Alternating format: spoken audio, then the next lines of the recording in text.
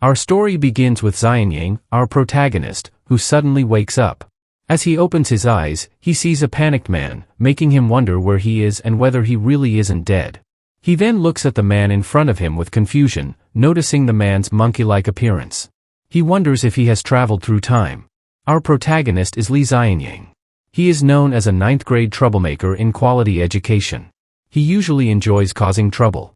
He remembers that he was teasing a pretty girl in his class, Xiaomei. He gave the girl a box. When the girl opened the box, she was shocked to find a mouse inside. She then threw the box away and reflexively pushed Xiangyang out of fear. Caught off guard, Xiangyang staggered and fell into the street. A fast-moving truck eventually hit him. After that, he woke up in the body of a man named Ximing. Xiangyang, who had regained consciousness after falling into a pit, stood up angrily. He said that this situation was really ridiculous. He didn't expect there to be another pit inside the pit and almost died from falling. His friend named Ho urged him not to waste time because if they didn't get the fire Taotai before night, Jizai would really beat them to death. Xiangyang then recalled that, according to the memories of his current body, Jizai was a brutal scoundrel.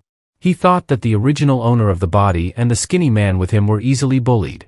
Jizai forced them into the dirty and smelly evil swamp mine to find the fire Taotai for him. However, Xiangyang smiled because he wasn't someone who could be easily bullied or manipulated. Suddenly, a bull monster appeared in front of them. Ho shouted that it was a disaster beast and looked like a level 2 disaster beast. Given their strength as junior enforcers, they probably wouldn't survive today. The system then detected that Xiangyang was in danger, so his emotion-gathering system activated. The system explained that it could help him gather intense emotions around him and provide various enhancements. He smiled because his cheat had arrived. Snapping his fingers, he smiled and called Ho. He told him not to be afraid because he knew the disaster beast's weakness, its rear end. He told Ho to attack the monster's rear. His friend asked if he was sure because he had never heard of disaster beasts having a weakness in their rear. Xiangyang confidently replied that he was 200% sure and asked when he had ever lied to him. Ho's profession was a first-level boxer. He then ran toward the bull while shouting that he would do it and told Xiangyang to be ready to help him. Xiangyang reassured him not to worry because he was there. The disaster beast saw Ho approaching. The monster then tried to attack Ho, but Ho managed to dodge using his sidestep flash skill. He then used his explosive punch skill and struck the disaster beast's rear end. But his punch only caused minor injuries, instead making the bull even angrier. The system showed that the chaos disaster beasts, the evil swamp bull demon, anger value was at 50% and would increase to 70%. The bull glared at Ho angrily. Meanwhile, Ho stammered and asked Xiangyang if they had targeted the wrong spot, because it seemed like the attack hadn't hurt the monster, only made it angrier. The system then showed that his partner Ho's fear level had increased from 40% to 50% and would rise to 70%. Xiangyang explained to Ho that his punch had caused internal injuries, and the monster could only withstand one more punch before Ho could defeat it. Ho agreed and decided to land another punch. The bull turned to face Ho and tried to attack him again, but Ho used his step flash skill to glide and avoid the attack. As he stood, he decided to use all his strength and activated his boxing power. He told Xiangyang that he better not be lying. Ho then punched the bull's rear with an uppercut as hard as he could. The bull roared in pain and glared at Ho angrily. The bull's breath sounded extremely loud, indicating that the animal was extremely angry. Ho ran away, shouting that the information was wrong because the bull had actually become stronger. He yelled at Xiangyang that this time he had really put them both in danger and they would die there. While the bull was chasing Ho, the system showed that the bull's anger was at 80% and Ho's fear was at 65%. Xiangyang wondered why Ho's fear was only 65%. He then threw a banana peel that landed near Ho's feet. Ho slipped on the banana peel and shouted, asking where it came from. The bull appeared in front of Ho, who screamed that they were going to die. The system indicated that the bull's anger was now at 85% and Ho's fear had reached 100%, doubling the remaining available boost. Xiangyang walked toward Ho, telling him not to be afraid because he had come to save him. A large shadow appeared behind Xiangyang as he activated his overload shadow profession, the first-level shadow manipulation apprentice skill. He then upgraded his D-level skill, Shadow Merge. Shadow Merge is an exclusive skill of overload shadow, merging shadows with the body and enhancing combat attributes. Shadow Merge was then upgraded to C-level skill, Shadow Armor, where the shadow materialized into indestructible armor, significantly enhancing combat attributes. He then upgraded the D-level skill Shadow Merge to the C-level skill Shadow Armor. Shadow Armor is the shadow transforming into indestructible armor, significantly enhancing combat attributes. He then extended his right hand and used the Shadow Cut skill. Instantly, a weapon appeared in his right hand. He walked toward Ho, who was on the brink of death. The system notified him that the D-level Shadow Cut had been upgraded to the C-level skill Shadow Cut Unrivaled. In front of him, Ho looked terrified and pleaded to be saved. Xiangyang then swung his sword, Shadow Cut, slashing the bull in every part of its body with incredible speed in a matter of seconds. Ho was shocked to see the bull's body perfectly sliced apart. Xiangyang proudly stated that he was truly amazing. The system then congratulated him for killing a level 2 chaos monster. He gained 500 Heartfire energy. His first level advanced to a perfect first level, and he unlocked the exclusive C-level shadow skill, Shadow Split. Xiangyang thought it was too cool that gathering emotions could enhance his power and that killing monsters provided further rewards. Ho then hugged Xiangyang's leg while crying, shouting that Xiangyang was amazing and that he was lucky to have been saved, otherwise, he would have really died. Xiangyang pushed Ho away and proudly told him not to be afraid because he was there to protect him. Xiangyang then told Ho they should see if killing the disaster beast provided any good items. They approached the corpse. Ho was shocked by what he saw. Ho picked up the fire tautai and exclaimed that he found the item hidden inside the bull's stomach. No wonder they couldn't find it for so long. Now they could give the item to Jizai to avoid getting beaten up by him. Xiangyang then noticed a green light and realized it was the poison sac from the evil swamp bull demon. He took the poison sac and thought that Jizai would like it. He then poured the poison into the fire tautai, saying that since Jizai liked to act arrogant, he should add some spice for him. Ho, surprised, asked what he was doing. He reminded him that Jizai would kill them. Xiangyang smiled and thought that with the strong medicinal properties of the fire tautai and the added poison, Jizai would no longer have the strength to bully them. A short while later, they emerged from the cave after successfully defeating the bull monster and bringing the fire tautai to give to Jizai. Upon arriving at Jizai's hideout, Xiangyang respectfully presented the fire tautai to Jizai. Jizai smiled and said he didn't expect those brats to actually find the fire tautai. Xiangyang replied that whatever the boss commanded, they, as his subordinates, would willingly go through fire and water to accomplish it. Jizai grabbed the fire tautai and said that seeing their success in obtaining it, he would spare them from a beating today. Xiangyang thanked him and wished him a swift breakthrough. Jizai then ate the fire tautai in one gulp. He smiled happily after finishing it. He laughed proudly and said that with the heart fire provided by the fire tautai, his breakthrough to the 3rd rank was imminent. Jizai's subordinates cheered and congratulated their boss on his upcoming breakthrough, while Xiangyang and Ho smiled at each other behind them. Xiangyang whispered to Ho to wait and see. Ho said that apparently Jizai didn't realize that the fire tautai was poisoned. As it was getting late, they decided to leave, leaving Jizai and his subordinates laughing joyfully. Xiangyang arrived at a large apartment building in the city center. He looked up and thought that, according to the memories of this body's original owner, this was his home now. This world was being eroded by a disaster phenomenon called Gray Shade, with many monsters constantly attacking cities. The parents of the original owner of this body, who were superhumans with heart fire powers, had died while protecting civilians, leaving behind this small home. Xiangyang resolved that since heaven had given him a second chance, he would live well in this world. Suddenly, his phone rang. He answered it and found it was Ho. Ho said that some chaos disaster beasts had appeared in the city, and the higher-ups had ordered them to immediately participate in the slaughter. Xiangyang was surprised and told Ho that he was a junior enforcer with first-rank strength and usually only responsible for evacuation. Ho replied that Jizai had been poisoned and taken to the hospital, leaving the enforcers short-staffed. As a result, first-rank individuals had to take their place. Ho then said that their mission location was at the square. Xiangyang burst into laughter upon hearing that Jizai was poisoned. He shouted that it was well-deserved for Jizai. He declared that as long as he was around, no one could bully them. He then asked Ho to meet him at the square. As he walked out, he glanced at his shadow hovering over him and thought that if there was a fight, then it meant another opportunity to get stronger. He wondered, what real man could resist the temptation to grind and level up? Meanwhile, at the hospital, nurses hurriedly pushed a stretcher as the patient's heart fire energy continued to drop, needing to be taken to the emergency room immediately. Jizai woke up and was shocked to hear that his heart fire energy was disappearing and yelled at the doctors to save him. Meanwhile, at the square, Xiangyang arrived to find Ho already waiting for him. They saw a few men facing a werewolf beast. Xiangyang noticed Taisha, nicknamed Iron Kill. He remembered that he was the fifth son of Iron Bone, the leader of the Melt War Regiment. Iron Kill often bullied others, snatching their heart fire resources. Xiangyang thought it was a disgusting act. Ho felt uneasy upon seeing Iron Kill and asked if their mission was to help that guy. Xiangyang replied that if he helped Iron Kill, he'd be like a fool. Suddenly, Iron Kill shouted at them, calling them trash and ordering them to help immediately.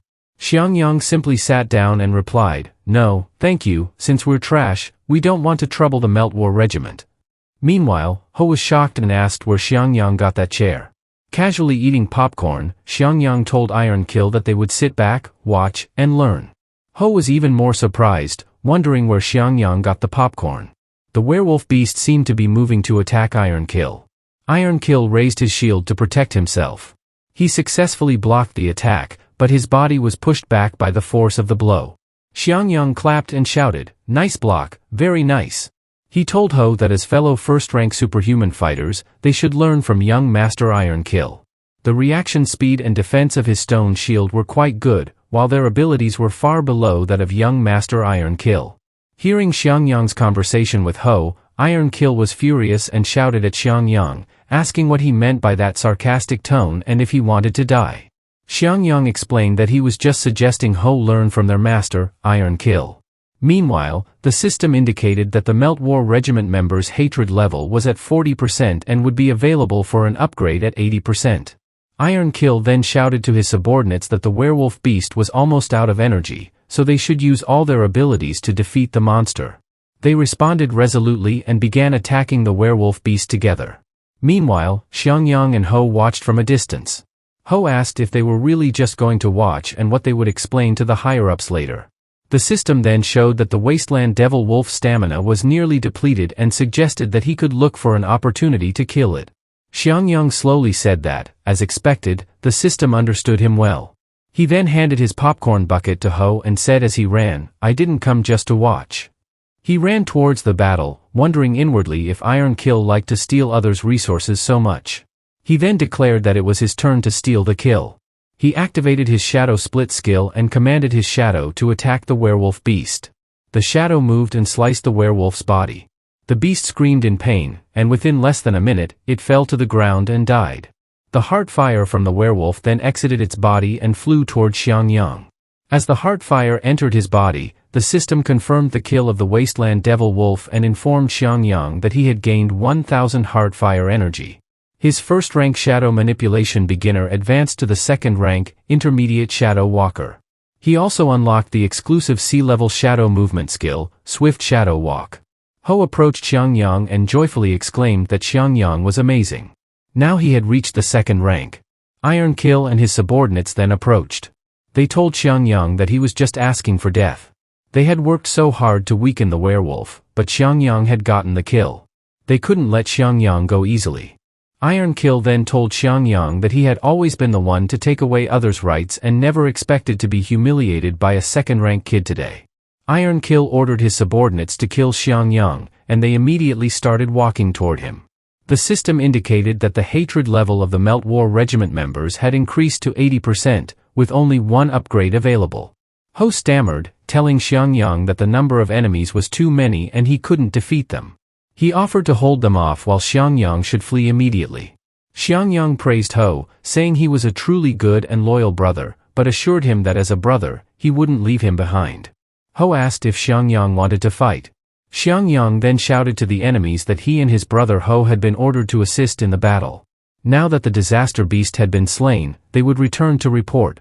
He then upgraded his Swift Shadow Walk skill to B level, unlocking the escape skill, Shadow Evasion. Grabbing Ho's arm, he asked if Ho thought he was foolish enough to fight. He ran, pulling Ho along, explaining that when the enemy outnumbered them, retreat was the best strategy, time to flee. Using Shadow Evasion, he escaped at such high speed that Iron Kill's men couldn't see him. Iron Kill was furious that the boy had gotten away. Iron Kill was enraged, shouting that if he didn't kill Xiangyang, he wasn't human. Xiangyang and Ho stopped running once they had gone far enough. Ho reminded him that Xiangyang had stolen Iron Kill's kill and ran away in front of them. Ho worried that Iron Kill would kill them this time and not let them go until they were dead. Xiangyang realized that he needed to level up quickly and seriously, as he didn't want to die again so soon. He put his arm around Ho's shoulder and said they should go back and see if there were any tasks they could take. A little later, they arrived at the office and heard someone entering, cursing a few men as cowardly weaklings. The person said none of them had any guts. Chai Li walked into his office and told his men not to say they were under his command. Xiangyang asked one of Chai Li's subordinates what made Master Chai angry and who upset him. The man in red said that since Xiangyang was closest to the enforcers, he should calm Chai down. The man in green explained that a terrifying demon monkey had appeared at an abandoned factory, and no one dared to take the task. That's what made the enforcer furious. A purple-haired man then sarcastically said to Xiangyang that as a usually useless first-rank novice, rousing the old enforcer Chai's spirit was a job only he could do. Ho angrily asked the man what he meant. He explained that Xiangyang had just reached the second rank. Ho emotionally shouted for them to open their eyes. The purple-haired man sarcastically asked if the second rank was so impressive, explaining that everyone there was at least second rank. The man in green then said that only Ho was still at the first rank. They laughed loudly. Hearing their insults, Xiangyang said he would hunt down the terrifying demon monkey. Chai Li's subordinate scoffed, saying it was easy to talk. The demon monkey was as strong as a third rank. A second-rank novice would only die if he went. Since Chai treated Xiangyang like his own son, he wouldn't let him die. They told Xiangyang to stop talking nonsense. Ho agreed with them, telling Xiangyang not to act recklessly because the demon monkey's power was no joke. However, Xiangyang walked into Chai's office to meet his superior. Xiangyang said he would take the task of dealing with the terrifying demon monkey.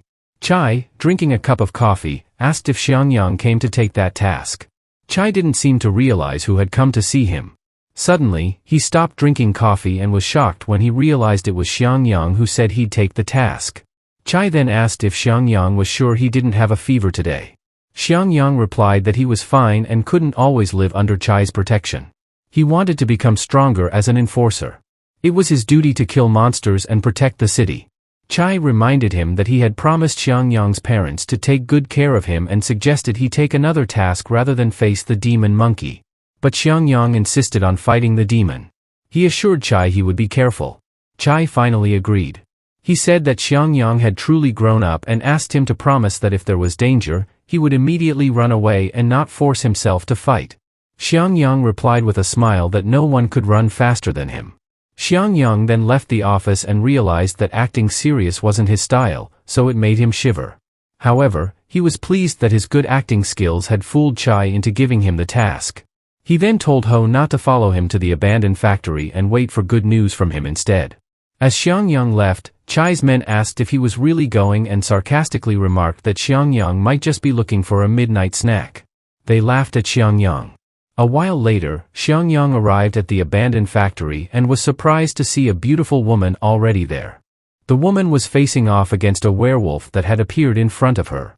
Her profession was a third-rank firepower follower and a dark shooter. The woman aimed her weapon at the werewolf. She fired fire bullets and instantly killed the werewolves one by one. However, more werewolves appeared and approached her. She continued shooting and attacking the werewolves. Additionally, she used firepower to assault the monsters. Xiangyang observed the woman and thought that, judging by her clothes, she seemed like a rich girl. But he wondered why she dared to come out alone. He also noted that her profession was useful for clearing small monsters. He smiled, thinking that she would pave the way for him. A little while later, Xiangyang went deeper into the abandoned factory and saw several small monsters already dead. He could walk without having to fight those monsters. He thought it felt great to team up with a strong player. Then he saw the woman at an altar facing the demon monkey. He realized that the gray shade phenomenon not only produced dangerous monsters but also brought strange occurrences. The monkey tried to crush the woman with its punch, but she dodged and prepared to counterattack. She extended her hands forward, and suddenly, grenade launchers appeared in both hands. She then fired grenades at the demon monkey. Using her grenade distribution skill, she multiplied the grenades. When the grenades surrounded the demon monkey, they exploded simultaneously, creating a loud blast. Xiangyang was surprised, admitting it was a fine art of explosions. He wondered if the overload shadow profession had such explosive skills. He thought maybe he should learn it. Despite being hit by the grenade explosion, the demon monkey was not dead. It even grew stronger. They both realized that the terrifying demon monkey's strength was equivalent to a third-rank superhuman. Therefore, the grenade attack hadn't seriously injured it. The woman was in danger. The monkey then attacked the woman with laser beams from its eyes. The woman ran to the side to avoid the laser attack. However, the laser beams followed her. Fortunately, Xiangyang managed to pull the woman away just in time to avoid the laser attack. The woman angrily shouted at Xiangyang, calling him a weirdo who had been following her all this time. She told Xiangyang to stay away because it was disgusting. Xiangyang asked what she meant. He reminded her that he had just saved her. The woman angrily asked who had asked him to save her. She was a third-rank superhuman who didn't need help from a second-rank novice like Xiangyang. She accused Xiangyang of trying to take advantage of her. Xiangyang yelled, asking who wanted to take advantage of her. He then explained that if he hadn't helped her in time, the terrifying laser would have cut her into pieces. While rubbing her shoulder, the woman said it didn't need to be explained. She knew exactly what weirdos like Xiangyang were thinking. Xiangyang was annoyed and replied that it was unfortunate for him to get involved with her. He then told her that the terrifying demon monkey was her responsibility, and he wanted to see just how strong she really was. The system indicated that the woman's anger, named Yashin, was currently at 30% and would be available for an increase at 80%. Xiangyang didn't expect Yashin to be so annoying. He thought, since she didn't appreciate him, then don't blame him if he stepped over her to level up. While Yashin was busy attacking and dodging the monkey's attacks, Xiangyang sarcastically asked if that was the speed of a third-rank expert. He added that even an old lady crossing the street was faster than her. This infuriated Yashin, and she yelled that her power was not to be judged by a second-rank weirdo like him. The system indicated that Yashin's anger had increased to 50%. The monkey then charged toward Yashin to grab her. She threw a high-quality electric trap on the ground, and as the monkey tried to hit her, she leaped away to avoid it. The monkey's foot stepped on the electric trap, causing it to be electrocuted and scream in pain. Xiangyang noticed the woman was using high-quality, expensive items carelessly because she was wealthy. He then remarked that if it weren't for her money, the ape would have pinned her to the ground long ago. Yashin shouted back that no one would think she was mute if she didn't speak and ordered him to shut up. The system showed that Yashin's anger had increased to 70%. She then landed next to the ape, and when the ape looked at her, she fired her modified Barrett and used her precision sniper skill to hit the ape's head without missing. The ape was pushed back a little and let out a loud roar, causing her to cover her ears. Xiangyang asked if that was her full power attack and sarcastically said that he thought it wasn't even enough to scratch the ape's itchy spot. Xiangyang's comment angered Yashin, and she shouted that she would tear his mouth apart. The system then congratulated him for accumulating 4 upgrades and showed that his system level had increased to 2 and successfully unlocked the system store. He also had 1 upgrade left. The system told him to choose one of 3 level C skills for free: Taunt, Substitute, or Shadow Explosion. He eagerly wondered if Shadow Explosion was the explosive skill he had always dreamed of and told the system that it really understood him. He chose Shadow Explosion and then used the upgrade opportunity to level it up. The system then showed that his Shadow Explosion had upgraded to a level B skill, Dark Erosion Shadow Explosion. Approaching Yashin, he apologized and said that he had been watching her fight continuously, but he was about to fall asleep from boredom. He said she should let him handle the problem. Yashin reminded him that he was a rank 2 novice heading toward death. However, she eventually agreed to let him try. Xiangyang just smiled and activated his Dark Erosion Shadow Explosion skill. He told Yashin, who looked down on others, to witness his power while his hand gathered the explosion. He prepared to release the explosion. He then threw it at the ape in front of him, causing a massive explosion that surprised Yashin. The ape screamed for the last time in pain and fell to the ground, dead. The ape's fire heart then flew out of its body, while the system confirmed the death of the terrifying demon ape and showed that he had gained 1,500 fire heart energy. Yashin couldn't believe he had killed the terrifying demon ape with 1 strike and asked if he had been hiding his power because his strength must exceed rank 2. However, Xiangyang simply asked what she meant by hiding power. He told Yashin that he was just a rank 2 novice. Yashin admitted she was wrong and shouldn't have talked to him like that. However, Xiangyang said there was no need because he couldn't accept the young girl's apology. He then approached the dead ape and crouched down near its body. He grasped the ape's heart, knowing that with it, he could prove he had killed the terrifying demon ape and completed the task. He was surprised when the ape provided an unexpected bonus. The system detected that he had obtained a high-quality treasure that unlocked the item enhancement function. He knew it was a high-quality treasure, the Miss Shadow Pearl. The system explained that the accumulated upgrade opportunities could be used to enhance the quality of high-quality treasures or high-level treasures, improving their quality. He wondered if this meant that with continuous upgrades, the treasure could reach the highest quality, the ancient god-level treasure. Realizing it was truly amazing, he held it tightly, feeling that it was a worthy reward for being out late at night. Additionally, the Miss Shadow Pearl could become a deadly weapon for plotting against others. Yashin then approached Xiangyang from behind. She bowed to the young man, admitting her mistake and saying she shouldn't have prejudged Xiangyang as it was very rude. Xiangyang, surprised, asked what she was doing. He felt he didn't want to deal with an unreasonable lady like her. Yashin explained that she had no ill intentions and sincerely apologized to him. She then asked how she could compensate for her wrongdoing. Xiangyang leaned in and asked if any compensation would be acceptable. Yashin, thinking Xiangyang might ask for something inappropriate, quickly said not to ask for that. Xiangyang laughed and said she actually looked cute when embarrassed. However, he then apologized, saying he held grudges and wouldn't accept her apology. He then said goodbye to her. Suddenly, Yashin shouted, 10 million. This stopped Xiangyang in his tracks. Yashin then told him that a ghost tomb had appeared in the northern part of the city, and according to information, it might contain a prophetic relief. Xiangyang asked if she meant the prophetic relief. Yashin got closer, explaining that the prophetic relief was a treasure highly coveted by every awakened person. It contained the ultimate truth about the world and the divine power to completely eliminate the gray calamity. She then held Xiangyang's arm and told him she was willing to offer 10 million to collaborate in exploring the ghost tomb. They could share whatever they found there, including the prophetic relief. Xiangyang pulled his arm away and told Yashin that Li Xiangyang was not someone who could be bought with money. He then walked away, waving goodbye. Outside the abandoned factory, Xiangyang thought Yashin didn't seem very bright. He wondered who would still want to take her as a burden when he already knew the dungeon's location. He laughed, thinking about how cunning he was. The next morning, at the task building, a man shouted to everyone that they didn't need to wait any longer because Xiangyang was probably already dead at the hands of the terrifying demon ape. He asked Ho-Ho if Xiangyang was sleeping at home. Ho-Ho asked what they were talking about. She then told them that Xiangyang wasn't home at all. The man responded that if Xiangyang wasn't home, he must have really gone to the abandoned factory and was likely dead, so they should disperse. However, another man shouted that Xiangyang had returned, pointing at Xiangyang, who was approaching. Xiangyang apologized for disappointing them, saying he wasn't dead, as he walked calmly.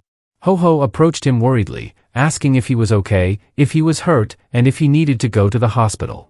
Smiling, Xiangyang replied that he was fine and didn't even have a scratch. A brown-haired man asked him how he could have gone to the abandoned factory without getting hurt, given his strength, unless he didn't go at all. The purple-haired man agreed, shouting that Xiangyang didn't go at all. He then yelled that it was despicable and that Xiangyang had tricked everyone who had waited for him all night.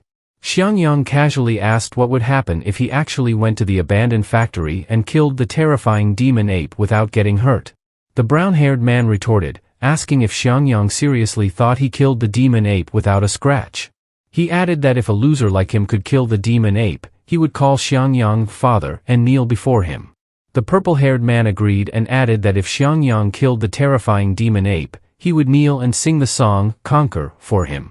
The black-haired man added that if Xiangyang was really capable of that, he would be his grandson from now on.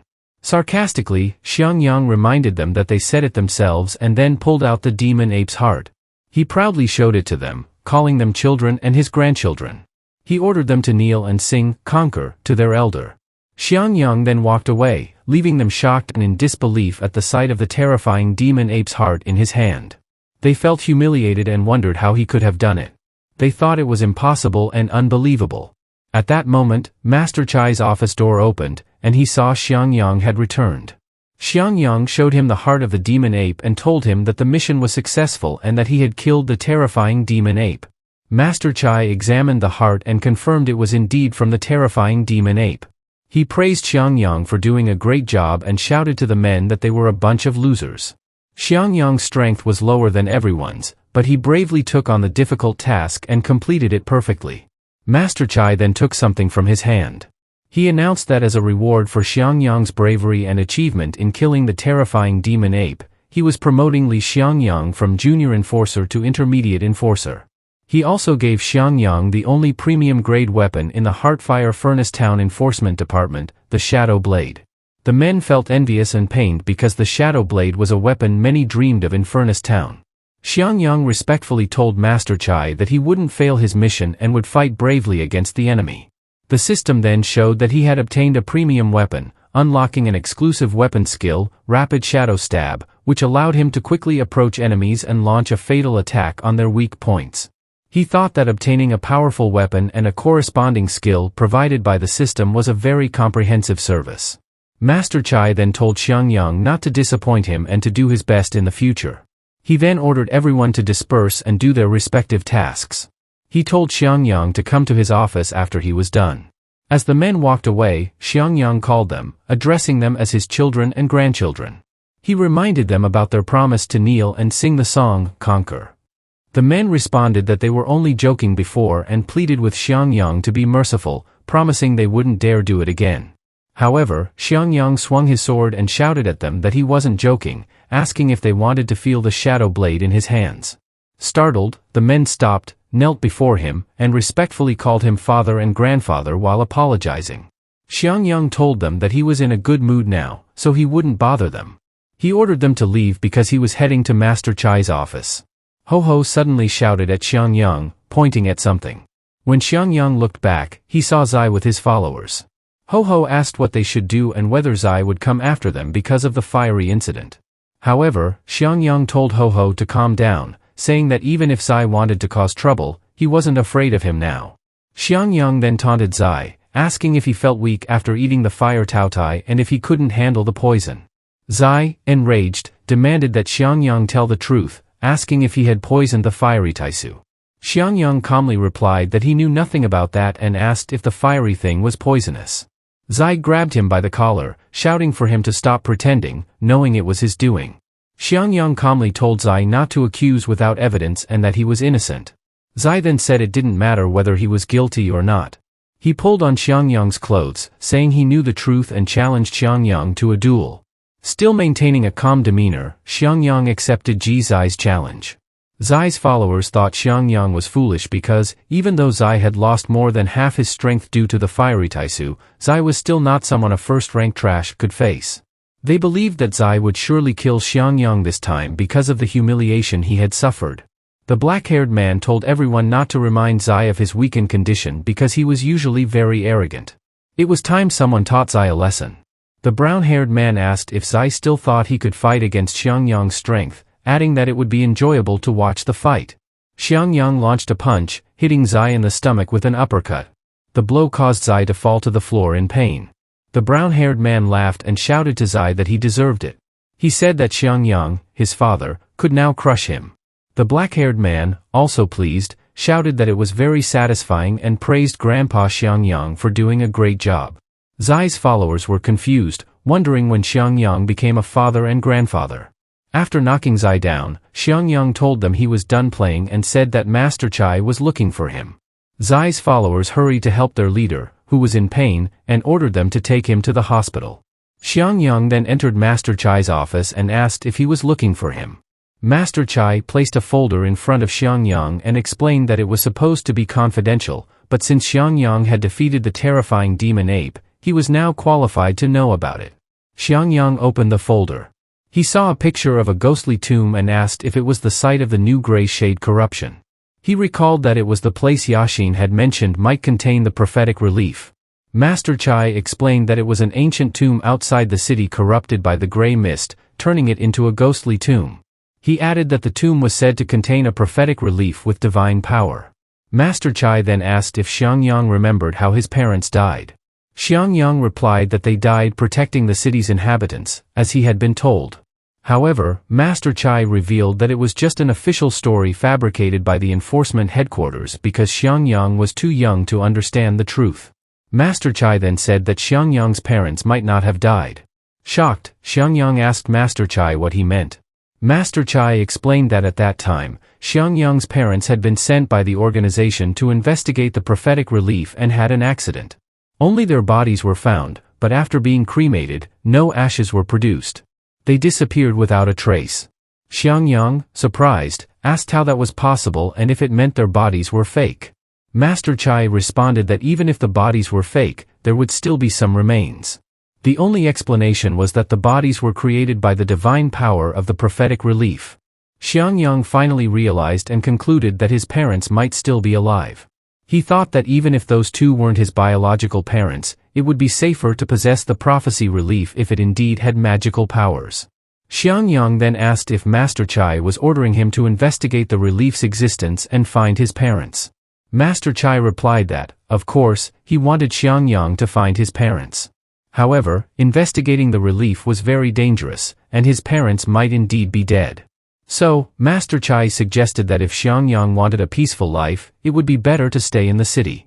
He promised to treat Xiangyang well, like his own son. But Xiangyang firmly responded that he wasn't afraid of danger. If his parents were still alive, he had to find them. Master Chai smiled and said that he hadn't misjudged Xiangyang. To him, Xiangyang was a good child. Xiangyang then left Master Chai's office. Master Chai reminded Xiangyang to be careful and not to overexert himself. As Xiangyang left, Master Chai watched him go and smiled, saying softly that his brother-in-law, Brotherly, had indeed raised a good child. He would take good care of Xiangyang and let him achieve his deserved potential. The scene shifted to an area in the northern part of Furnace Town. Xiangyang found himself in a mountainous region. He thought that, according to the original body's memory, there shouldn't be much fog in the mountains during the day. It seemed they were already under the influence of the gray shroud. Xiangyang drew his weapon. Every fire heart awakened person had a heart fire space for storing items. He noticed a puff of smoke ahead and saw something moving quickly toward him.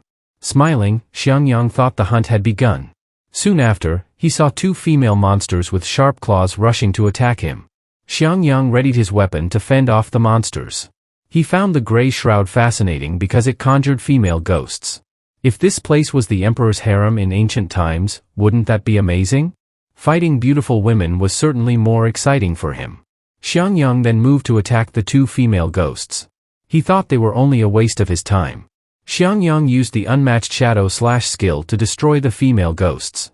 As he saw another female ghost approaching, he quickly moved to attack it. With a powerful punch, he struck the female ghost's body, causing it to scream in pain.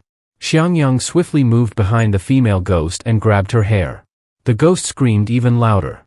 Xiangyang then kneed the ghost's back forcefully. The ghost fell forward, and Xiangyang stood over it.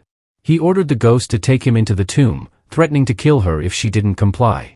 With no other choice, the female ghost led Xiangyang into the tomb. Once they reached near the door, Xiangyang released the ghost, thanking her and walking toward the door. However, sensing the ghost was about to attack him from behind, Xiangyang unleashed an attack to destroy the female ghost. Xiangyang smiled after destroying the female ghost.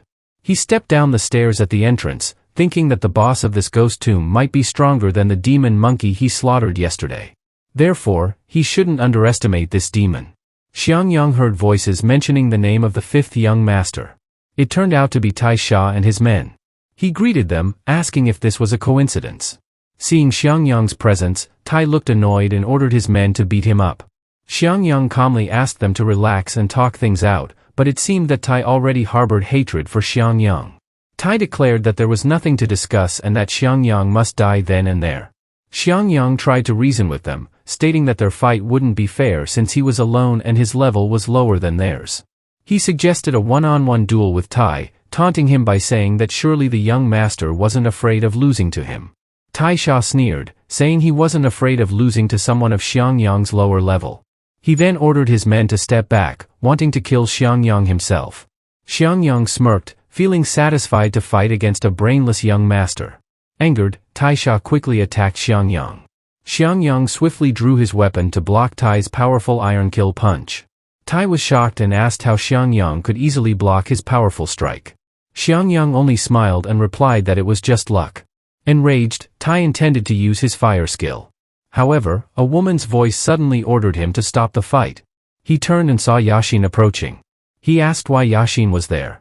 Xiangyang didn't expect Tai to know the woman, but he saw an opportunity and punched Tai while he was distracted. The hard punch made Tai stagger in pain. In a swift move, Xiangyang kicked Tai's body, catching him off guard. Tai was thrown back, crashing into the wall and cracking it. Yashin was shocked to see Tai Sha attacked by Xiangyang while off guard. As Tai lay there in pain, Xiangyang remarked that the woman only told Tai to stop, not him. He added that even if the woman told him to stop, he wouldn't listen to her. Yashin stared at Xiangyang, thinking there was no one as shameless as him.